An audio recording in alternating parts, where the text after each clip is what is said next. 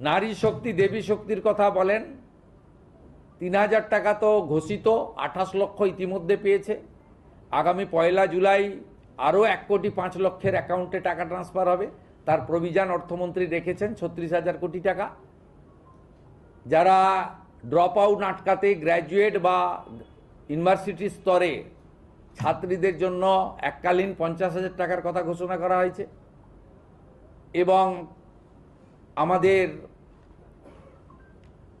প্রসূতি মায়েদের জন্য প্রধানমন্ত্রী মাতৃ বন্দনা স্কিমের সাথে আরও অতিরিক্ত দিয়ে, ওটাতে ৫,০০০ টাকা পাওয়া যায়, আরও ১৬,০০০ টাকা দিয়ে ২১,০০০ টাকা দেওয়ার কথা বলা হয়েছে। এবং ৫টি পুষ্টিকর কিট প্রদানের কথা আজকে বাজেটে উল্লেখ করা হয়েছে।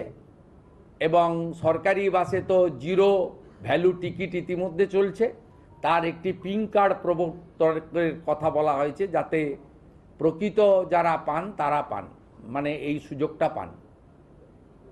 মহিলাদের জন্য মহকুমা ভিত্তিক একটি থানা, তাদের সুরক্ষার জন্য দুর্গা স্কোয়াড অফিসারদের দিয়ে বানানো, আর কনস্টেবল জওয়ানদের দিয়ে, মহিলা পুলিশ কর্মীদের দিয়ে 2টি ব্যাটালিয়ান বানানোর কথা আমরা ঘোষণা করেছি, যেটা আপনারা কিছুদিনের মধ্যেই দেখতে পাবেন। কারণ আমরা পুজোর আগে ১৬,০০০ নতুন কনস্টেবলকে রাস্তায় নামাচ্ছি। ওবিসির জটে আটকে ছিল ১২,০০০ রাজ্য পুলিশের, ৪,০০০ কলকাতা পুলিশের। আমরা নারী সুরক্ষাকে অগ্রাধিকার দিতে চাই এবং বহু জিনিস রয়েছে, মহিলাদের শিক্ষা, তাদের সুরক্ষা, অর্থনৈতিকভাবে পিছিয়ে পড়া মহিলাদেরকে অর্থনৈতিক সাহায্য করা, বিবেকানন্দ মেরিট স্কলারশিপের মাধ্যমে শিক্ষিত মেধাবী দরিদ্র ছাত্রছাত্রীদেরকে উৎসাহিত করা,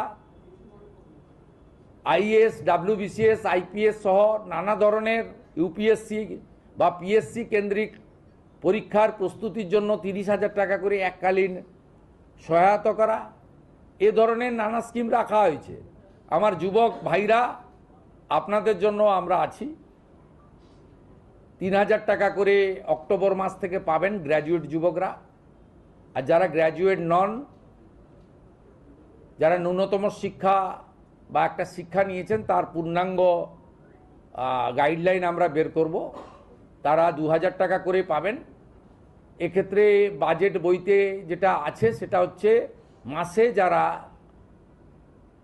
১ লক্ষ টাকার বেশি রোজগার করেন, ইনকাম ট্যাক্স পেই, তারাই এই সুযোগ পাবেন না। এটা বছরে নয়, এটা ক্লিয়ার করতে চাই। অর্থাৎ যাদের পরিবার মাসে ১ লক্ষ টাকা করে রোজগার করেন, তারা তো ইনকাম ট্যাক্স ছাড় আছে আপ টু ১ লাখ। ১ লাখের উপরে ইনকাম ট্যাক্স দিতে হয়। আপনারাও আমাদের সঙ্গে একমত হবেন, ১ লক্ষ টাকা যে পরিবারের রোজগার আছে তার নিশ্চয়ই এই ভরসা স্কিম নেওয়ার দরকার হবে না। সেটাই বলা হয়েছে। এটা কিন্তু বাৎসরিক ইনকামের ক্ষেত্রে প্রযোজ্য হচ্ছে না। সরকারি কর্মচারীদের ইতিমধ্যে বকেয়া এরিয়ার আগের সরকার কিছু দিয়ে গিয়েছিল, আমরা আসার পরে কিছু দিয়েছি। ১৬ থেকে ১৯ কার্যত প্রায় ক্লিয়ার হয়ে গেছে। এবারে ওদের বাকি ৮ থেকে ১৫ আছে, সেটাও ফান্ড অ্যাভেলেবিলিটির উপরে আমরা দিয়ে দেব, কর্মচারীরা অ্যাসিওর থাকতে পারেন।